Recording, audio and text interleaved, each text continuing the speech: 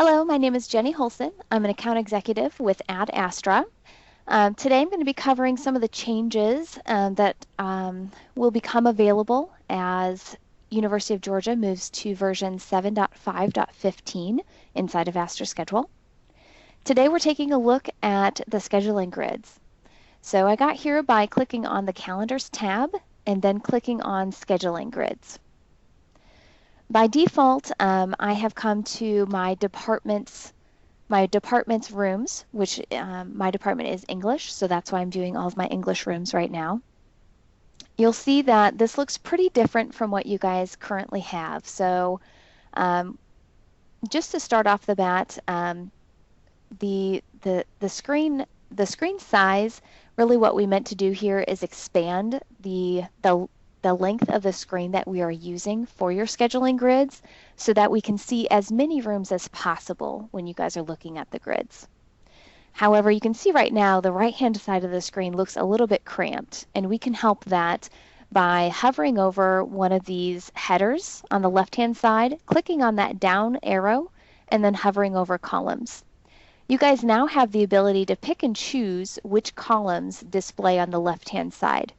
So if you're not interested in specific types of information on the left-hand side, you can remove them, which then makes your screen a bit more viewable on the right-hand side, which is really the information and data that you guys are looking for.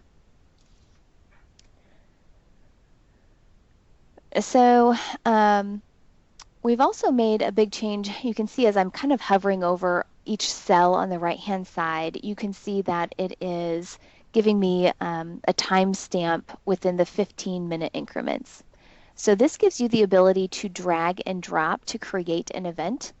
So if I wanted to create an event here, I just depress my mouse button, click or scroll to the right, and then unclick it, and it's going to pop up the quick event form. So here you can type in some quick details about your particular event.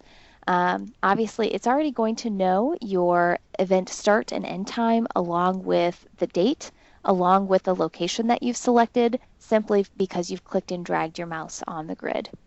And then you can either save the event, save and send a notification, or go to the advanced event form if you have more details that you need to enter about that particular event. Once your event is scheduled, this is an event that I recently created for student government. You can also make edits to your event from the grid, which we've never been able to do before. So if I click on this particular event, I can click and I can drag it to a new location and also a new time. Once I underpress my mouse, it's going to ask, are you sure you wanted to move that event? This basically prevents you from accidentally moving an event from one place to another. And at the time of the save, it's also going to double check to make sure that you have permission to schedule into that space and make sure that it's not double booking with anything else. Since I happen to select another room that has another activity in it, I'm not going to be able to move it, so it put it back into its normal spot. Another thing you can do is you can hover over the end time, and you can also extend it. So if I needed to move, just basically move the end time of the meeting or make it from 1 hour to 2 hour, I can go ahead and just do that from the grid without even having to drill into that particular event, which can kind of be a time saver for you guys. In the upper right-hand corner, we also have a couple of new icons. This is a printer icon. So if you click the print button, a new tab is going to open, and it will print the scheduling grid that you are viewing. So that's new functionality that we've not had before. We also have a toolbar on the right-hand side, almost looks more like a wrench. And this will offer a few more things for you. These calendar configurations, everything that you have set inside of here, are user specific. So you can customize this to whatever you are interested in. So for academic sections and also events, you can choose to use seat fill coloring based off of either the max enrollment or the actual enrollment for sections. So basically meaning that if you're using actual enrollment, it's going to compare your actual enrollment to the capacity of the room. and it will make the color of that section darker the more full it is, and a little bit lighter the more empty that room is. You can also choose to do an overfill color, meaning that if my actual enrollment of the section is higher than the room's capacity, I can have those sections show up maybe in bright red. Okay. You can do the same information for events as well, just based off of attendance. And then lastly, down here, we have your grid start and end times. So by default, it will show you activities from 6 a.m. to 11 p.m.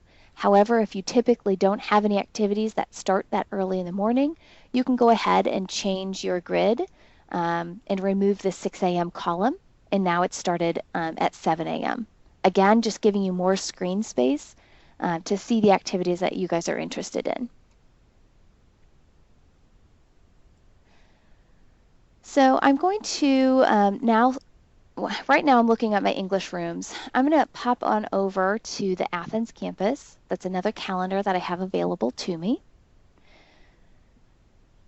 And there's not too many activities that are scheduled in here today. That's simply because this is a test instance, so it doesn't have as much data as what your production instance does. However, this particular calendar does have functionality that the last one didn't. So this one is this button over here. It's almost like a magnifying glass, and that's actually your search filter. So if you click on the search filter, it will open up a left-hand panel, and this will allow you to search a little bit further into this particular calendar.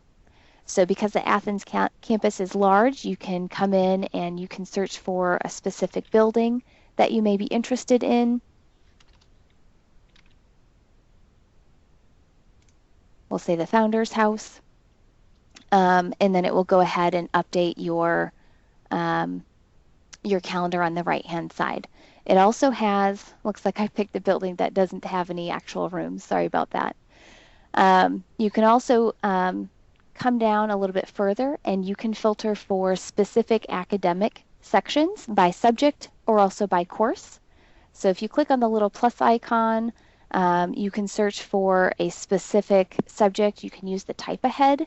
So if you're looking for English, you can do that. And you can also, maybe I'm looking for English.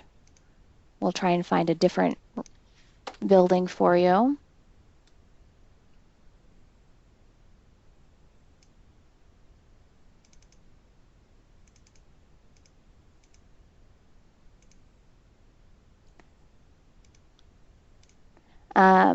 And there may or may not be some data that's actually in your test instance for here, but if so, it would appear on this right-hand side. You can save these filters just like you could for your typical calendar. You can click the little save icon, and here's where you can type in whatever the name of your filter is going to be and save it.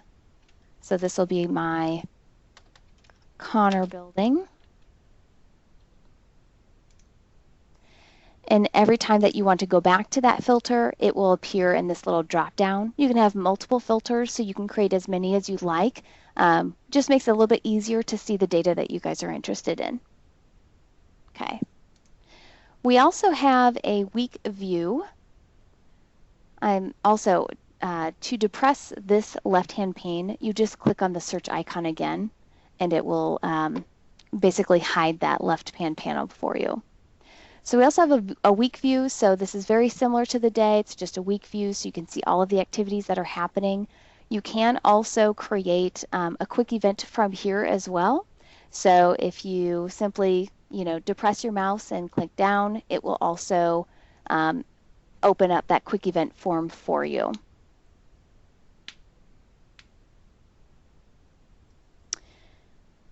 We also do have a resources tab available up here for, I know there's only a select few of users that are using resources. So if you'd like more information about that, please contact Central Scheduling, and they'll help you out with that information as well.